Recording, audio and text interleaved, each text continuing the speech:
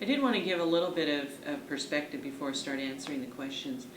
In my career overseas and with the Bill and Melinda Gates Foundation, did a lot of program design, and as a part of doing program design, you do what we call like a lot of problem and causal analysis. So do research on the issues, and then when you identify the problem, like for example, I worked in agriculture a lot, so the problem might be people are hungry. Why are people hungry? Well, they can't grow enough food. Why can't they grow enough food? There might be 6 different reasons. And so you develop interventions for each of those reasons. And also if you have limited resources, then you then have to set your priorities based on which of those reasons are most important. So when you asked me these questions or gave us the questions, I was using that kind of thinking to look at the problems and also at doing part of the research and looking at the data. So the first question you were talking about was the opiate, what you referred to as the opiate epidemic. And as an economist, I also tend to look at the data and look at the trends, because sometimes when things come out in the news or in the media, it tends to sound, it can be a little bit more dramatized, and so I like to make sure that the data is correct, you know. So, for example, one of the things that I looked at is the number of deaths per 100,000 increased from 6.8 to 8.6 between 2004 and 2013, which is a 30% increase over the decade. But I'm not sure if we'd refer to that as an epidemic. Now, on the bright side, publicly funded treatment has actually increased from 59 to 176 per 100,000 over the same period, which is a 200% increase. So I think it's good that the rate that we're dealing with this problem or providing treatment is actually increasing higher than the rate of the overdoses and other issues. Is that state numbers? Yeah, those are for state. And also looking at the data, the largest increase in heroin overdose deaths from this time were among the 15 to 34-year-old age group. And so I think it's important to look, when you're trying to solve a problem, looking at the demographics and why it's growing so much in that group. I would have liked to see more specific data, because there's a big difference between 15-year-olds and 30-year-olds, to see what's going on between the 15 and 20-year-olds or 15 and 21-year-olds. But to get to one thought that I've thought of is that, you know, we have, you know, our youngest graduated from high school last year, and I would like to see a very specific curriculum about the issue of drugs for kids. Sometimes the curriculums tend to be a little bit more emotional based, but I think it should actually be very graphic. That you have, and that could be taught in a health class or in a PE class, so that kids really see the effect of methamphetamines, of drug overdose, and also in how it affects their lives. And that should be visual and video. Haven't we been doing this for decades? I remember when I was a kid, there was the DARE program in Washington schools. And I remember when my son was in the DARE program, and it's a lot of talk, and even I had one of the Olympic College students do some research for me. And there's a lot of talk about more positive behavior and how to go down more positive routes. But I think it's a little bit more touchy-feely than when we were younger. I mean, I remember when I was a sexual education class when I was 18, it was very graphic about looking at the effects of gonorrhea. And that is something I will never forget, you know. And so I don't know that we are doing that, so that it's actually very visual. And I know when people come out of if they've been in jail for drug addiction or they've been involved in a drug-related crime, sometimes they have to do sort of like a victim, not victim restitution, but sometimes they have to talk with victim groups or people that have been affected by that. And I think it would be a good thing, especially for young people that are coming out of jail, as a part of their rehabilitation, to maybe speak in schools about how drug addiction has affected their life, affected their health, and even sort of the long-term implications. So from my experience in our last few of our kids just graduated high school recently, and I don't think they're getting that kind of information. So I think that's especially... Go ahead. Oh, so I think that's one very practical thing that we need to do. Can we just go back for a minute to the data, because I'm also... Okay. I like data. Okay. Have you looked at whether or not deaths from overdose are actually labeled that? Or is that underreported? Well, according to, let me check. So they have the data that increased from data from 2004. The number of deaths from prescription narcotics has steadily dropped from 512 deaths in 2008 to 319 in 2004. So I think they're collecting the data. Whether there's other deaths that are due to drug overdose and may be not captured, that can always happen. But I would imagine that they're being much more precise, because that's a trend in all things, they're getting more specific about data. But while prescription narcotics deaths have decreased, heroin deaths have increased. There's a connection. Right. Yeah. And apparently, and that's a good point, because the narcotics are becoming more difficult to get, but for some odd reason, heroin is becoming easier to get and cheaper. Now, and I haven't heard any sort of real research on why it's so cheap. So that's something to look at, is why is it so cheap and why is it becoming easier to get. And related to the prescription narcotics, I think one of the reasons it's getting more difficult to get, people are becoming more aware, people are keeping their drugs put away. I do think there's probably still room for improvement for, I think we have improved prescription guidelines, so that, if you have a surgery and you may ultimately need 5 or 6 pills, not actually getting a prescription of 50 pills, but I think there's probably still room for improvement on that. Is there a shortage of treatment? You said before that you felt like, that you cited in your research that there's been an increase in the treatment available options. Yeah. But we still hear, kind of through some of the news reporting, that there haven't been enough places to go, and things like the methadone clinic proposed, and things like that. So people like, I think I'm sure there's still a need. Yeah, I'm sure there's still a need. There's for treatment. Yeah, and we need to address that need. Yeah, and I think that coming up with proposals at the local level is probably the best idea. What do you think is the most effective way for a legislator then to help the city or the county? Because a lot of those are county programs we have here. Yeah. Is there more the state should be doing? Is there a difference direction? What you said is more of a school-based thing. Well, that was one option. Yeah. And more of probably municipal police teaching classes or directing those offenders. Well, I think. There would be that connection facility, making those people available to do that. Yeah, and that's because I think we need to put a lot of effort into preventing people to go down that path, right? Because wouldn't that be that would be the best way to go, because it's very difficult to recover from a drug addiction. So I think we really need to make sure that we do as much as possible so people don't go down that way.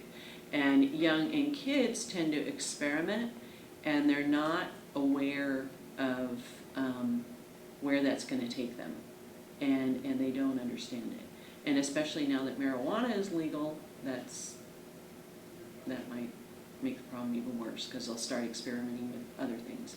But but your question about from the state perspective. Yeah.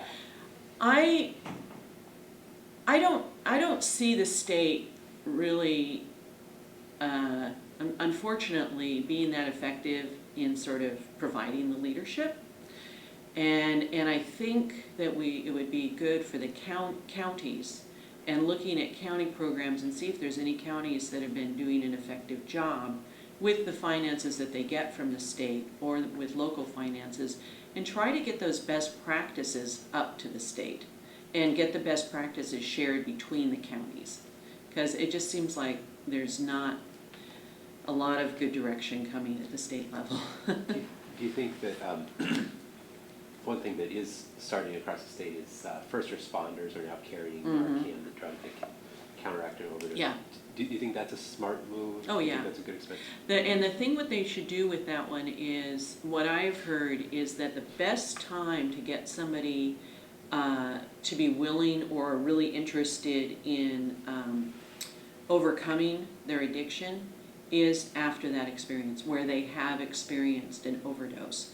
And so I'm hoping, I'm not sure, but I'm hoping that there's good communication between first responders and the other agencies that are helping people, and so that they have information to direct that person to a recovery program. And those people should really be given first priority probably for recovery, because I just heard in the research, and not recently but overall, that people that have just had an overdose experience are often the ones that are most willing to go into a recovery program.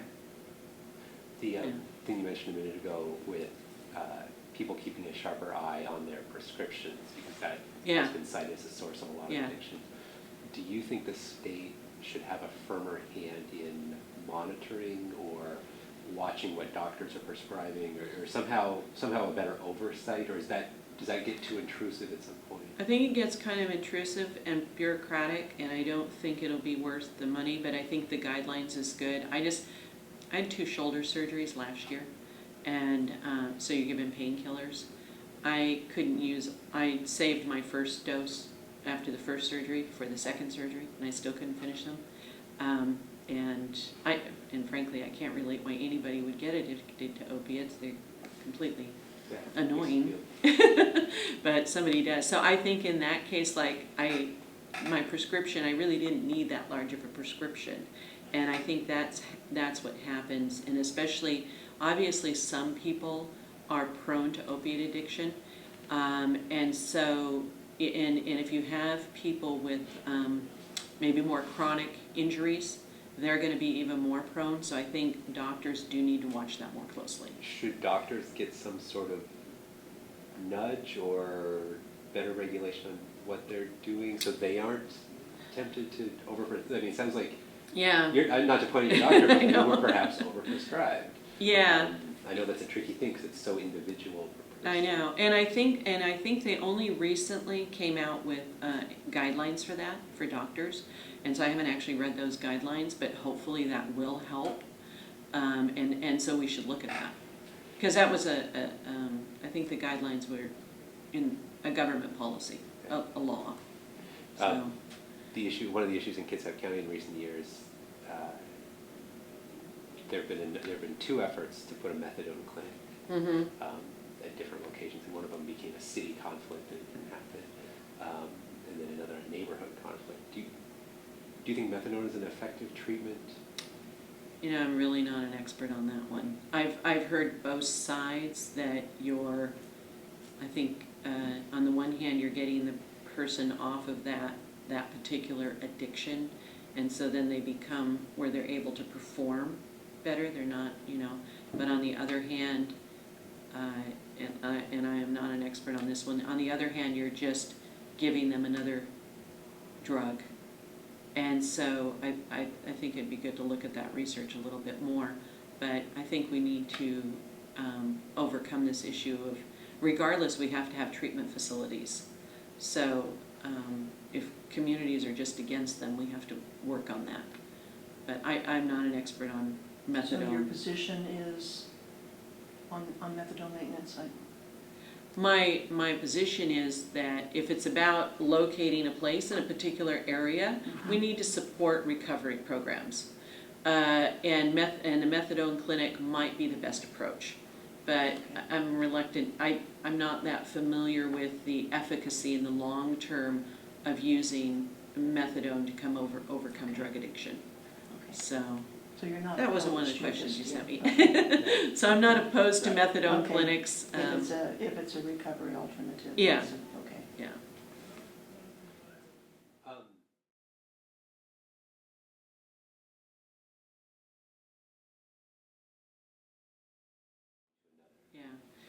Yeah. The thing about the Utah program, one of the reasons it was effective is they actually started with Salt Lake City. They started in a particular community, although a very large community, and they worked on making that work there first. And Utah is a smaller state with a lower population, and one of the things that made it effective is also that they had very much the involvement of the Mormon Church. and a lot of resources. And apparently the agencies were already familiar with working with one another, and they worked well together. I think housing first, I think it's probably a really good idea. And I think especially with how they did it, because my understanding is we have pretty good data, especially at Kitsap County, about the demographics of people that are homeless. A certain percentage with mental illness, certain percentage with drug issues or substance abuse issues, but a large percentage with physical disabilities. And I think that's what the Utah program also focused on. So you have people with medical issues and physical disabilities, which then sometimes maybe takes them into the area of substance abuse. And they're not, because they're in pain and they're sort of self-medicating. And so I think it would be good to focus on that particular group, especially since they would probably have other financial resources to help to pay for the housing, like disability and and Medicare. And so I think it would be good to try it out. And that's what they did in Utah, is they tried it out to see if it worked. And I was, but they haven't necessarily eradicated homelessness. And they focused on the chronic homeless, and they focused on people with this kind of disability. As far as the state, because I've gone to quite a few of the meetings on homelessness, and I've actually communicated with Kirsten Jewell, and looking at the data, and we've talked about that. And I think she's doing a good job of trying to bring the various groups together. I would like to see them do a little bit more what I was talking about in terms of problem and causal analysis, because and in fact I have this sheet here. It's interesting because this is basically all the organizations working to deal with homelessness. And I've worked with nonprofits my whole life. And so what happens with nonprofits is you address the problem based on, one, the capacity that you have, the skills that you have, the knowledge that you have, and the money that you can find. And sometimes money from whether it's state or federal government tends to be tied. And so sometimes there's money available for doing this, even though you think this is the best thing that you can do, but if you can't get the money to do the most important thing, you do what you can get money for, which is still good. So it would be with all of these different organizations and all the different things that they're trying to address, like short-term rental subsidies and things like that, it would be good if they came together to do a little bit more like, hey, what are the really big problems? How do we address those particular issues? Do we focus on housing first? Do we focus on people with disabilities? And how do we address that issue? And how do we get the funding for what's the most important part of the problem? And then take that to the state. I think it would be good to see some counties from the bottom up, based on their communities, to come up with a platform and a model that really works for them, and then take that to state for the more resources. And then you might find other counties doing that. And Kitsap County has done that, like with surface and stormwater. Kitsap County has one of the most renowned surface and stormwater programs in the state, and maybe even outside of the state. And it's been a great example, and they get good funding for it because of that. And Kirsten Jewell, I think, she's very smart, and I think she has the capacity to provide some leadership in this area. And she's been working well with North Kitsap Fish Line, which they're kind of the coordinator for the North Kitsap, the first line of response. So I think they're making a good start on that. From what I've seen at the state level, and it's interesting because, where is it? They have, at the state level, we switched questions on me, so they're out of order. At the state level, they have the State Advisory Council on Homelessness. But when you look on their website, I couldn't find any meeting minutes, couldn't find really any information, but I did find that Kirsten Jewell is on that committee. And so she's already well positioned to engage with them. So unfortunately, does the state need a stronger presence at that point? That was one of the things that came up in Utah that Pendleton kind of enforced, when there was a state kind of, didn't have to be a whole agency. Right. But it was someone saying, yeah, here's the director, here's leadership. It sounds like you looked at this board and you went, I don't see it. I don't see it there. And that's one of the challenges. And so, and that, what was his name again in Utah? Lloyd, yeah. You know, at first he was not convinced. He says, oh, this isn't going to work.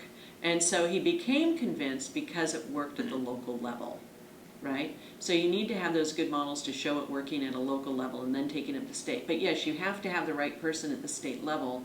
And I don't see that kind of leadership coming from the state level, unfortunately. Is it at the point where the state should think about investing in some of these local pilot projects? Oh, or sure. Communities? Yeah. And they probably would, and maybe that's what they need to do is to actually put, they can create sort of a competitive grant program. So if they can offer, I don't know, a couple of $1 million or something like that for a 5-year period, or a few $1 million, and then you have counties compete for it.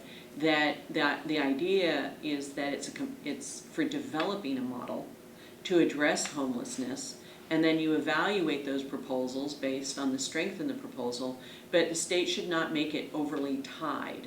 You know, it shouldn't be like, hey, come up with a creative model, but we want you to do this, this, and this, and this, and this, because then it's not creative anymore. It sounds like you're the kind of person who likes the idea of pilot projects and then seeing what's working. Seeing what's working. Any that you've noticed on this particular issue that look promising? I mean, Seattle has all sorts of things they're trying.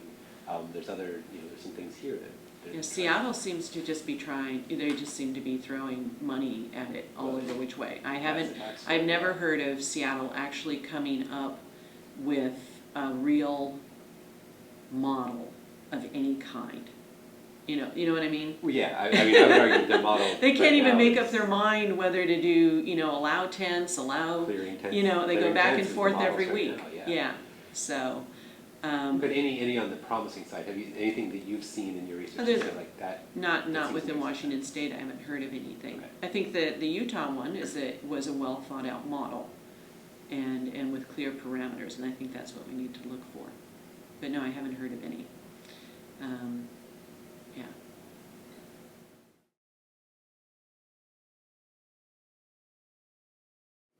Naturally, I think about this like as an economist and also considering it statistically. Naturally, people that make less money end up, the share that might go towards taxes is going to be higher because the amount of money that they have is less. That's not the best way. But I think that the term regressive or unfair is subjective. Okay. And I don't think, because what they keep saying is, well, it's regressive to have our tax system based on sales tax and property tax. And an income tax would be less regressive. But I've talked I've knocked on over 5,000 doors, and I've really brought this issue up with people that, hey, people are pushing for an income tax. No one wants an income tax, okay? And even working poor, people that are, lower income, because most people, I decide what I'm going to spend money on. We don't have tax on food, okay? I don't believe we have taxes on medicines or things like that. So I decide how I'm going to spend my money and knowing I'm going to pay a tax. But if you're taking a tax out of my income, I have no control over that. The only control I can have is to maybe work less or not work, or try to work underneath the table. So I personally think that, a lot of people, most people do not want an income tax. The other part of that is that even if they change our tax system and they supposedly reduce other taxes, and we brought in an income tax in order to be more fair, almost everybody, they will increase the other taxes. They might reduce property tax for a while. They're not going to get rid of it. They might reduce the sales tax for a while. They won't get rid of that. So as long as they're there, they will be increased again. So that's my concern with the income tax. It's just one more way to tax us. The other issue is that you really don't want 3 taxes in the state. That's the worst thing you can do for a state economically. And also I've talked with people that moved here because there is no income tax, and I've even talked to people that if there was an income tax, they would probably leave, you know. So, and an income tax is actually less volatile when you have economic downturns than sales tax or property tax. I was going to ask about the stability. Yeah. What can be done to improve the stability of our, you know, during the downturn, it really hurt. One of the things that we need to be careful about is that when we're doing well economically, like right now, things are getting better. You don't want to like start spending, dramatically increasing your spending, which is what we're starting to do. It's like, okay, and that's what happened right before the recession. We increased our budget by like about 17% just before the budget, you know. So things were going well, you start spending more money, you start trying to, you know, get more out of the taxes or increase taxes, and you have a downturn, and it makes you very vulnerable. And we will have downturns. You have recessions almost every 10 years. You know, and so so they happen every, you know, that's where I'm thinking of my future, okay, like right after the next recession, that's when you time to put all your money in someplace safe, because that's, you know, that's what happens. So we have to be careful about increasing the size of our government. We have to be more efficient, because as we start spending more and more and more when we have a lot of money, it's going to make us more vulnerable for the next downturn. It seems, and I think everyone kind of agrees, in fact, we haven't heard anyone come in here and say they want an income tax either. So voters that say that. But what seems to happen is then we pay for things through tolls, through individual levies, through these sorts of ways. So you do kind of, sales tax is one thing, but then we kind of tend to tag a lot of things on it. Oh yeah. And I think that's what I think, getting at that question, is that how we have to go now? Is this kind of this paper project, paper use kind of future? I think it kind of depends on what it is, because then at least when you're doing it with levies and local issues and local investment, again, at least people have some sort of say over it. And so, you know, but we don't want to probably do it as much as we're doing it now. I don't think we should use road tolls the way that we're using them. And but we also need to, we're doing that partly because we're not keeping our spending under control. But what's interesting is, at least when you have tolls, like you make a decision, hey, we're going to build another 520 bridge, or we're going to build this bridge, and then they tell you how much it's going to cost.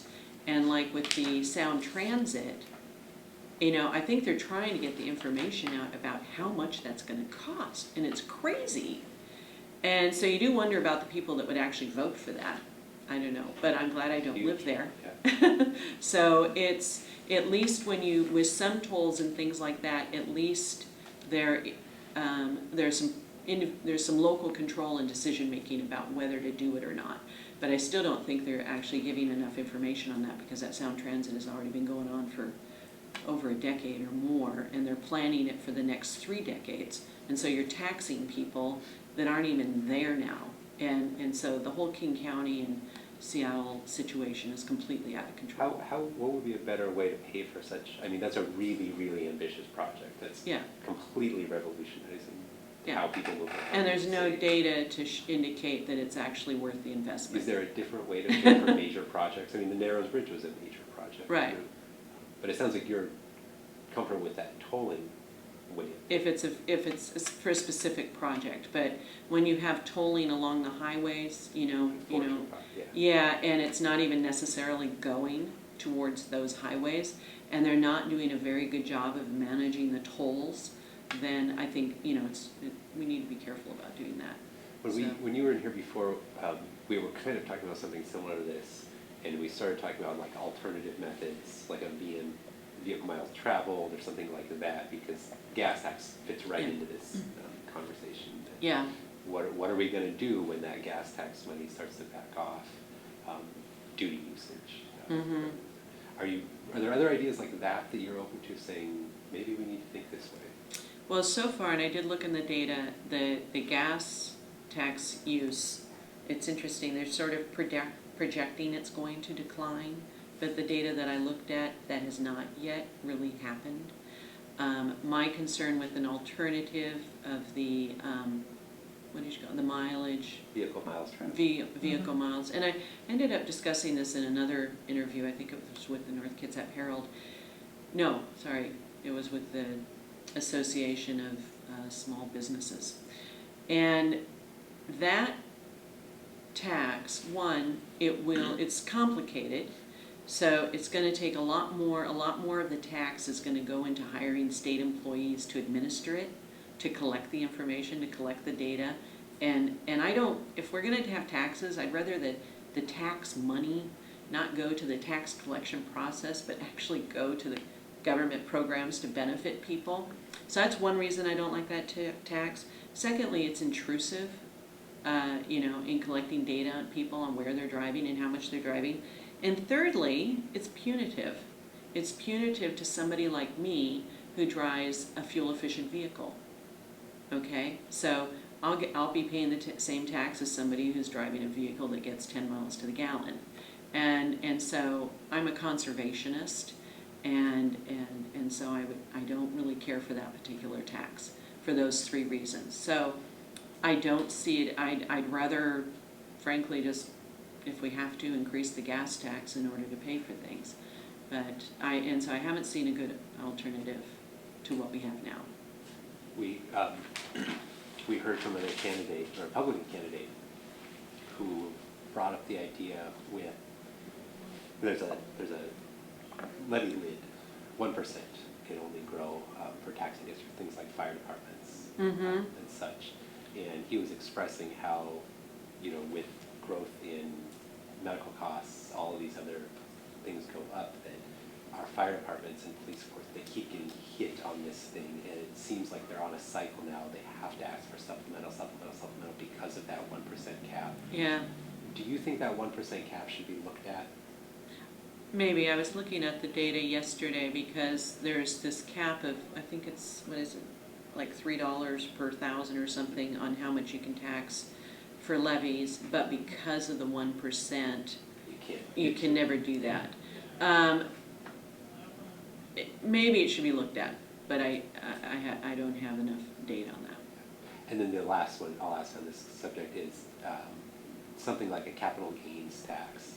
You mean an income tax? Do you call that? That's what I was going to ask. Do you consider that the same as an income tax? I think it's getting the toe in the door in terms of as an income tax. Yeah, and I wanted to. Well, I'll wait till you. No, that was the question. Yeah. That. But one of the things I wanted to mention is that not only are income tax revenues more volatile than sales tax or property tax, but when you have to think about your tax system, you have to think about your long-term economic growth and how it's going to influence things. Because even though it may sort of seem unfair, but our economy, we want our economy to grow so that everybody can benefit, right? So that we can have more jobs. So because if your economy grows, even if your tax structure doesn't change, it brings in more revenue, right? So, and right now we're already experiencing that. With our existing tax structure, revenue is increasing. So the thing is,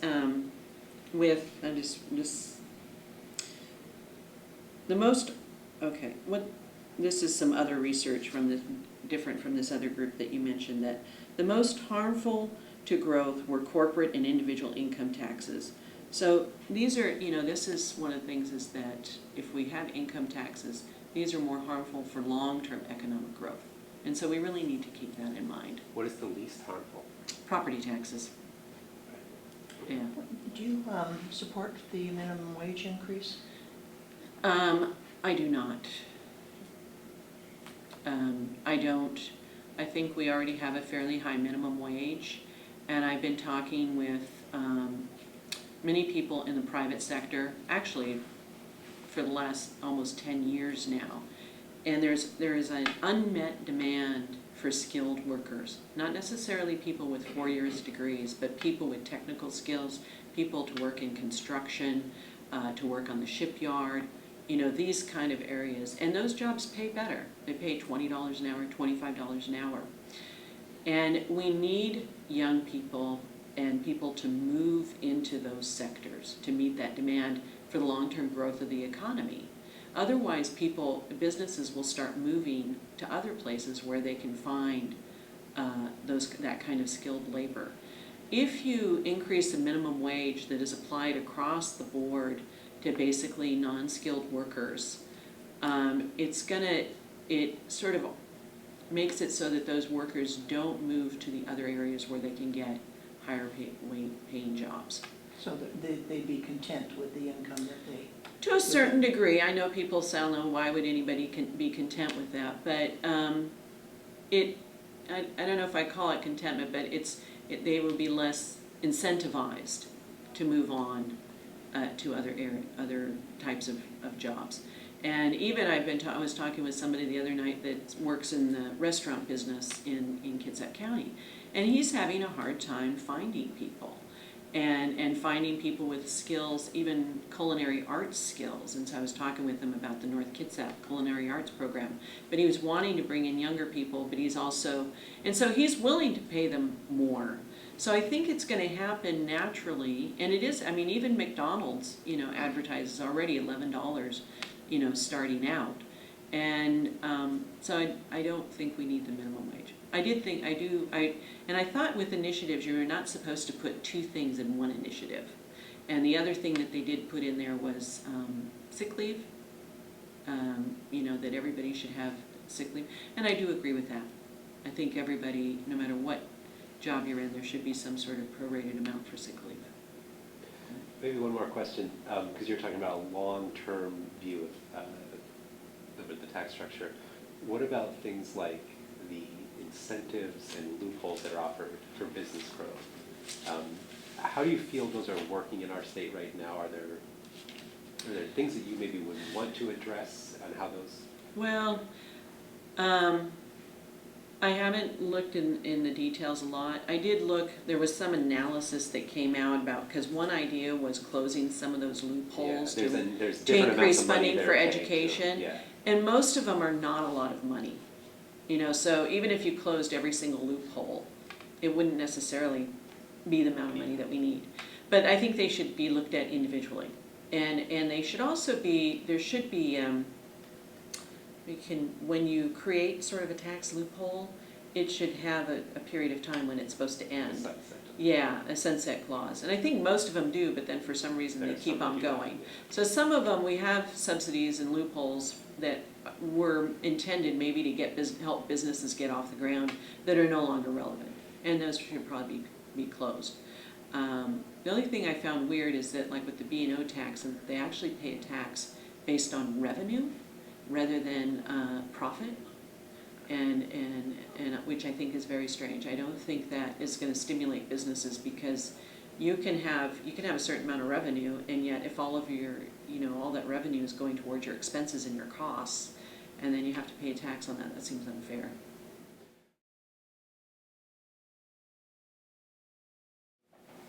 It really concerns me that the topic is always about fully funding. And yet there isn't a specific description of what needs to be funded and how they're going to do it. So I do think we need to pay teachers more, and I think we need to have a longer term perspective on how to pay teachers. I don't think you can think about teachers and teacher salaries on a biennium basis, and but so far, the Supreme Court is saying, well, you haven't fully funded it yet. And it's like, well, fully funded what? Okay? Because they don't have a clear plan on what our educational system should look like. And even I've listened to the two candidates that are running for the head of OSPI right now, and they've also both said that their first step is going to have a clear strategic plan, have a better definition of basic education, and to have clear parameters and all these things. And it's like, well, to me, all of those things should be in place before you ask for more money. I'm concerned that right now, less than half of the staff in our education system are teachers. Less than half. Okay, and every time the legislature passes a policy or a law and you look at it, it's actually not really very often funding for teachers. It's more administration. It's more data collection. And I'm also really concerned about the quality of education. It's not getting better, despite increased funding over the last 6 years. I've talked about this with many, many teachers and parents, and people are unhappy with our educational system right now. I've talked to a lot of teachers about the new kindergarten program. People are really concerned about that because you have 5-year-olds that are having to learn keyboarding and are being tested on a regular basis. Nobody thinks this is a good thing. So, and yet on the other hand, you're talking about, okay, we just added kindergarten, we don't have enough money for K through 12, and yet they're also still talking we need to add pre-K, and we need to add the first 2 years of college. And in the legislation that was passed in 2009, it actually says we will continue to evolve our definition of education, and we will continue to evolve the plan. So it's really a moving target, and I find that very concerning. So, but getting back to the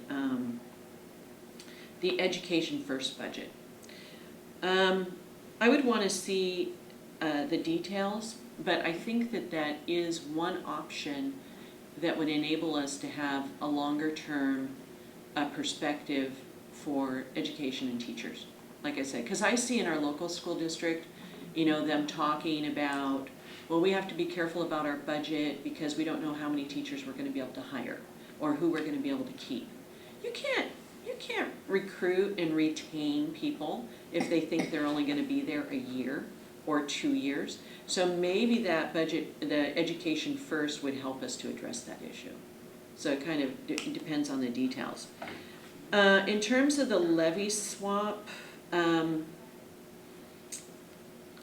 this is, the Education Task Force had their meeting, I think this week, just a couple days ago. And so I actually looked at the notes from that meeting and the presentation. And what concerns me is that the idea of the levy swap is that we're then somehow maybe going to get rid of our existing local levies. But if you actually look at the details and their various options, they don't really get rid of them. They may reduce them for a while. So my concern is that you're going to then have more property tax creep. You're going to bring in a levy swap, which is another property tax, and then you're still going to have your local levy property taxes. So that's one thing. And even if they do that and they increase the funding, they have not said how they're going to ensure that there's equitable funding for all school districts. Okay? So, because the issue that comes from McCleary, the idea of McCleary is that we have a salary structure in the state, but it's insufficient. So, but school districts are not supposed to use levy money to bump up teachers' salaries, but they do, which is unfair. So, are they going to do anything to stop that from happening in the future? So does that mean you have to put teacher salaries at the beginning of that Education First budget even? Probably. That's what you're doing? Yeah, and having a clear, agreed upon structure or wage structure, like we do for other state employees, you know. And maybe on the one hand they say, well, you need, some places the cost of living is higher. How do you accommodate that? And so maybe you need to accommodate that, but on the other hand they say, but the real inequity is the fact that rural school districts have a hard time attracting better teachers. So maybe you shouldn't accommodate that, because then it kind of plays out they'd have more of an advantage, they'd be able to attract better teachers if they were offering close to the same salaries as what you got in Seattle. Because the other issue is that if you're out in the middle of nowhere teaching and you have a spouse, it's difficult for your spouse to find another job that's lucrative. Whereas if you're teaching in Seattle, you know, okay, you're making more money because you have this cost of living increase, but if you have a spouse, they're able to bring in another job. How do you then recruit people to the places where it's very difficult to teach, the low income schools? Right, so then maybe we have to have you have the same salary base for everyone no matter where they live, and then so those things sort of balance out. Would you support the state negotiating contracts with teachers statewide? I think that would, I think that would probably be better, because it gets back to this issue of, if you're going to have equitable salary structure for the state, that the state is committed to funding, because that's what's supposed to happen, then yeah, you'd have to ask yourself, do we need local bargaining agreements, right? Because I think all teachers should be working the same number of days, have the same number of professional days, the same number of hours, you know, et cetera, throughout the state, have that consistency. When you said quality seems to be a problem, is that because of teachers? No. But it sounds... I don't think it's because of teachers. No, the problem in attracting people, because it seems like you are hinting at that is an issue, that we're not doing a good job of giving stability to teachers, giving planning and salaries. Yeah. Do you think that's hurting the talent pool that comes in? Yeah, probably. And because I've heard people that have I've talked to people that moved into Washington State and were teachers. They were teachers from other states and didn't want to teach here. Because there's too much bureaucracy, too much reporting. They're not supported. They're dealing with all different kinds of difficult situations, and yet they can't hold students accountable for performance or behavior. And so we keep creating these policies where we're micromanaging teachers. Are behavior policies created at the state level? Yes. Don't local districts have kind of guidelines that come from their boards? They theoretically can say no, but when it actually comes to a school board, they're never given the impression that they can say no. The superintendents are responsible. So, for example, I'll say the Democrats were all excited about a bill that they passed within the last 6 months, and they called it Bridging the Opportunity Gap. Sounds really nice, but when you actually read the law, there's 3 parts that came out of that law. One is that you can no longer, I think it was, expel or suspend students for more than 10 days, because supposedly that was happening to more kids of particular minority groups. Yeah, so they stopped it. Issue. Yeah, so they stopped it for everybody. So, and what that is creating, because I've discussed this with some teachers, is they have to be very careful about sending students for discipline, like to the principal, because that starts that count of the 10 days. So it's really making it difficult for them to hold kids accountable for behavior. The other aspect of that was more data collection, and also a lot more training, supposedly, for teachers on dealing with kids of other cultures. What would have been a better way to address that? Because I think, we've done some reporting on this, of the real discrepancy and kind of maybe a lack of diversion programs, to say it one way. A lack of diversion programs? A kid who's acting out in class, where kicking him out of school is just that's just sends him off on the wrong path. That some other kind of intervention could have been done, but the discipline policy was such 3 strikes, you're out of here. Yeah. I think it really needs to be discussed in greater depth and openly, because also, as I've been talking around, I talked with somebody the other day, and he's really concerned that we don't enforce truancy laws. So he has renters that don't send their kids to school. The parent just can't be bothered to get them up and make them go, or can't deal with it. I also talked to a county sheriff deputy or whatever that was the school resource person, and he was frustrated because they're using his time to go and drag kids to school, and he says, and then they don't come the next day. He says, this is a waste of my time. And so I think we need to be, instead of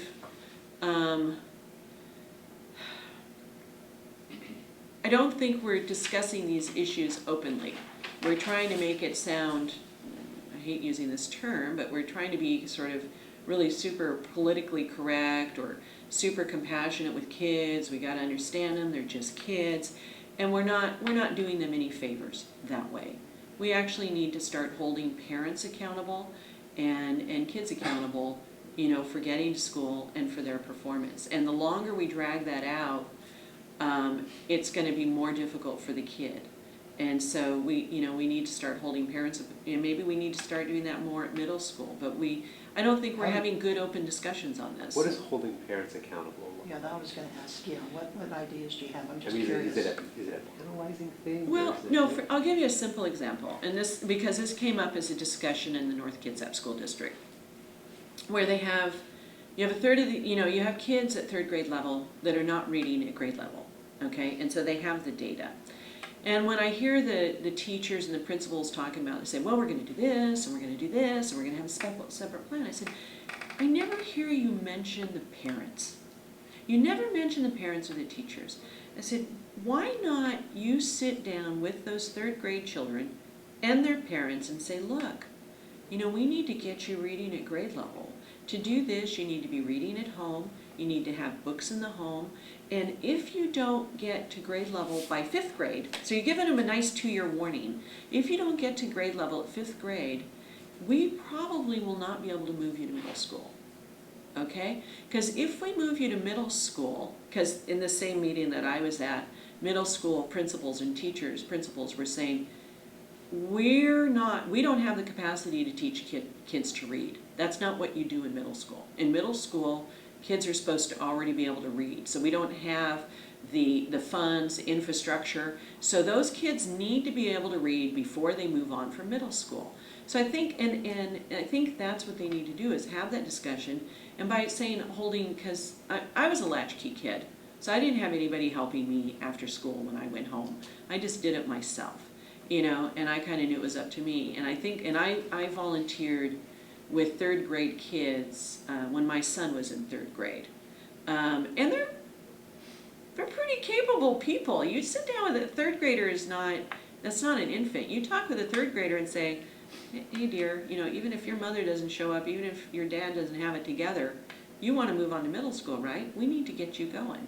And then they need to communicate, because there's lots of people willing to volunteer for those kind of reading programs, and our school districts do not do a good job of coordinating volunteers. But we need to have that as a big thing, and that's what I mean by holding them accountable, is getting them involved, whereas schools have just kind of gotten to this point, well, we have to do everything, and we'll come up with a special program, and then we need more money, and it's become where our school system feels compelled like they're supposed to do everything, like parents aren't involved and families aren't involved.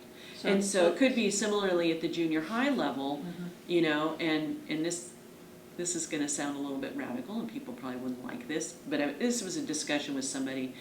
He has somebody in his house, and she's not getting her daughter to school. But maybe that person in the house is on a Section 8, getting government benefits, right? And maybe you have to say, look, you're getting government benefits, but if your child is not making it to school, we may have to cut some of those benefits. You have to be doing your job and getting your kids to school. And I know people are going to say that sounds really uncompassionate and sort of draconian, but the other thing is, when I was in school, if you missed 12 days of class, you didn't get credit. That was it, black and white. Didn't matter if you were sick or whatever. We don't have that policy anymore. So we're communicating to kids right away from the very beginning that we're going to do everything we can to drag them across the finish line, but there's no clear policies on the number of days they can miss. And I think we need to get back and having those policies up front. And I had this issue, you were talking about discipline issues. So I wondered what our discipline policies, so I went to our school district website, and they had the RCWs. All right, so they had the laws. I said, where are the policies? Because you cannot expect your average parent to interpret an RCW and say, okay, now I know what the laws are for my son. And it was really strange to me. And I asked them by email, I said, how come you don't have discipline policies on your website? How come they're not available to the parents and children? Because an RCW is not self-explanatory, and it's like, oh, we don't do that. Anyways. No, it's interesting. We're kind of off on the side. Sorry. The one question I wanted to ask is, are you there's that task force, that operating task force. That's the education task working force. on the clear, yeah. Are you optimistic they'll come up with something in the coming year that the Supreme Court will be happy with? No. Why is that? Well, one, all they are talking about right now is the money. Coming up with, well, now they're saying 3 billion. We gotta come up with 3 billion, and then we'll be happy. And I actually discussed this issue with one of the Supreme Court justices. Do you believe that figure? Do you think it's... Probably. I mean, I could do a lot with 3 billion. Couldn't. Because right now we're at 18 billion. And so they'll make it work. And then you have, but then basically but I don't think, if they could come up, I don't think they're going to come up with the 3 billion. And then the other issue is because our governor just negotiated behind closed doors a contract with all of our state employees and made a commitment to them of a 3% salary increase. Okay, and now he's going to put that to the legislature. Now you have to come up with this. Okay, so how we're going to come up with 3 billion for education, plus come up with the increased money for the state employees' salary increase, and anything that else comes up. Mental health is also... There you go, mental health. And so we have this, and so basically our governor, and I think other people, are bringing all these things together to push us into a corner and say, hey, the only way we're going to fix it is with an income tax. That's what they really want, an income tax or a capital gains tax. Not so that we can have better programs, not so that we can do a better job, just so that we can spend more money. And this is what, Bill Bryant said, is we should have measures that we should be looking at the people that we're benefiting, not the amount of money that we're spending. And that's what they're focused on. So I don't know how they're going to come up with that money, because I'm hoping most taxpayers will start seeing through this, and people will not go for an income tax. I think they might be able to do this levy swap thing without voter approval. So then we'll just have more property taxes. So, but my concern is all they're talking about is the money. This is not good management. You have to be clear on what you're trying to fund. And they're not doing anything, they're not talking at all about actually improving the quality of our education system. Nobody's talking about this. Nobody is happy with Common Core. And yet they're not talking about, do we do away with that? Nobody's happy with the Smarter Balance Assessment. So instead of just having the Smarter Balance Assessment, we still do 2 or 3 other forms of testing. Teachers are not happy. It's not about the money. So it's concerning to me that apparently nobody's talking about these issues.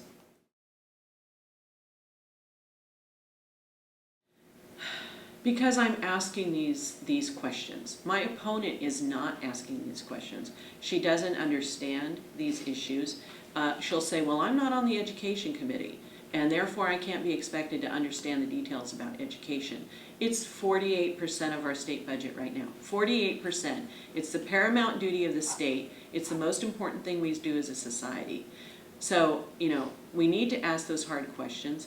We need to have, my opponent has no perspective or understanding on economics, and she doesn't have the same kind of analytical skills to deal with these complex issues. And I have the educational background, I have the experience, I'm a natural resource economist, I have the analytical skills, I understand about policy development, and I've worked for the state government. I understand how our government works, and I understand that we need to make it more efficient. Yeah. Thank you. And because